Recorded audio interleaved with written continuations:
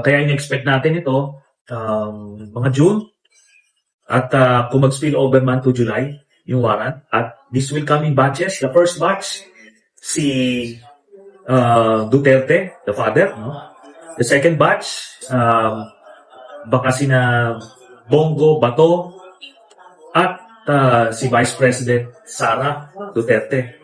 Tapos ang third batch would be some PNP officials and other senior officials ng Duterte administration. Yun yung nakalap natin na impormasyon from those privy to the investigations being done by the Office of the Prosecutor of the ICC. Paulit ko kasi. Kunyari tapos na, hindi ito na yung red notice, they ask Interpol, gano'n na yun. And Interpol will coordinate with PNP. the PNP. Yes. But you know, we are anticipating magpa-file sila ng TRO to stop the PNP from implementing the red notice by the Interpol. Saan pa-explain lang, di ba, yung pag-issue nila ng red notice, doesn't necessarily mean na tapos ng hearing. Di ba gano'n lang yung ICC? Parang during hearing, gusto nila hawak nila. Yeah. Hindi magsisimula yung hearing unless hawak nila yung akusado. Walang prior in absentia ang ICC. Kaya gano'n. Ngayon, sinabi ko rin kanina na a few weeks ago, I announced to the public that more than 50 former and retired PNP personnel ay sinulatan o tinawagan ng ICC, no? At ilan sa mga ito ay ang ilan sa mga ito ay nag-cooperate in their individual capacity. Doon sa mga hindi nag-cooperate ay malamang may issuean sila ng tinatawag na blue notice from the Interpol or blue diffusion, no? Ito yung paglabas nila, maaring hindi timbrehan itong ating National Central Bureau sa PNP. Paglabas sila ng bansa ay ma-hold sila sa mga immigration counters. Ayan po yung blue notice. Sen, sorry, clarify ko lang. Dito sa kasama si Senator Bato and Senator Bongo sa ouster? No.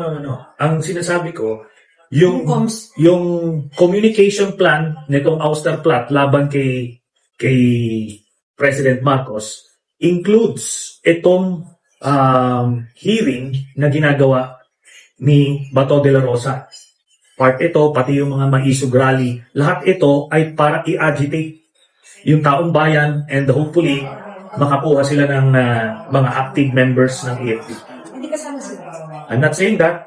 I'm just saying yung hearing itself at the way it's being conducted, part yun. Kasi, alam nyo, nagsenador naman tayo, nag-iimbestiga rin naman ako. Hindi po ganyan. No? Hindi ka magkakandak ng motu proprio Senate investigation na hindi naman national emergency. Kaya nagmo-motu proprio dahil hindi mo na maaantay na makapag-file ka ng resolution at i-pass on first reading. Ma-refer doon sa committee mo. It should have national importance or emergency or urgency to warrant a motu proprio investigation. Tapos dapat, kung ganitong mga klaseng impormasyon yung makukuha niya, dapat nagkaroon muna sila ng preliminary vetting, ng preliminary research, vetting, investigation, dun sa documents, tsaka yung witnesses, bago mo ihaharap doon sa Senado. No? Hindi nila ginawa yan, obviously. Kasi ang tanong dito, ano ba yung gusto mong ma-prove dito sa investigation? Nung panahon ni Duterte, inamin niya nga mismo na adik siya sa fentanyl. Tapos nagmamariwana siya. Hindi naman kami nag-conduct ng investigation doon. Di ba?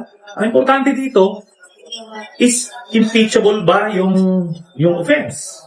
Kung meron kang gustong imbestigahan, no?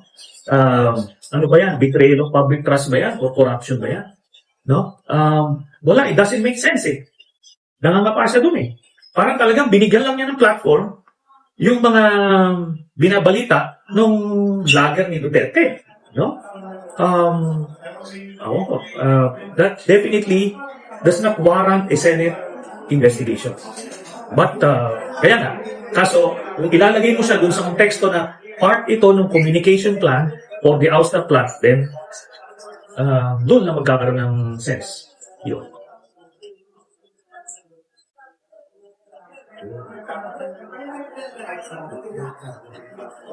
Senator, yung sa desktop plot, na sa tingin nyo kailan na balak nag-uumpisa na ba to? And ano ba yung other, kasi nabanggit yung nag-uumpisa nga yata doon sa Senate investigation. Ano pa yung ibang balak nila? Okay, ito, yung sinabi ko kanina, based dun sa aming bilang, siguro pang-4, pang-5 beses na nagsubok silang patalsikin. So, ongoing, ano ito, this is an ongoing ouster plot. So, mga pang-4, pang-5 na tayo dito.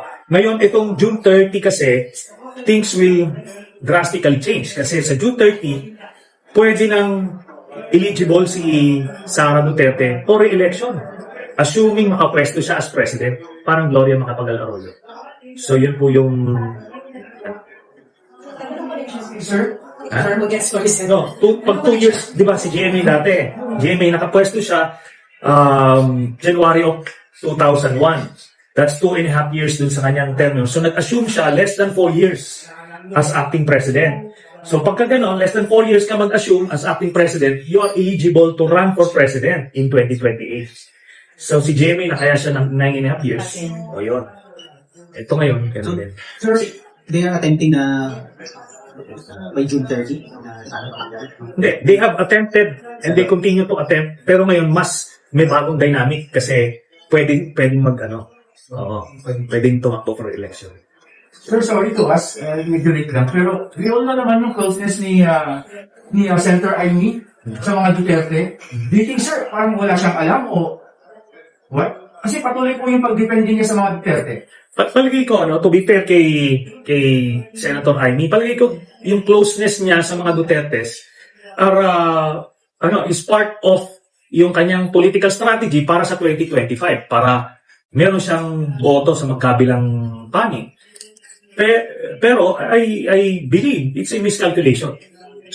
Kasi di naman siya i-embrace doon ng Davao vote, tapos malalagasan pa siya ng Marcos vote. So, I don't think it's a sound strategy.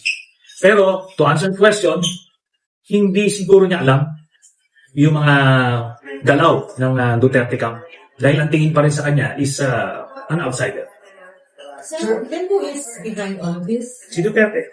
Si former President mismo. The attempt to oust yung mga ouster plots, who could be the brains behind it? Who's initiating all of this? Based on sa information namin, is the Duterte camp. No? Sino sa Duterte camp? Ano na yan?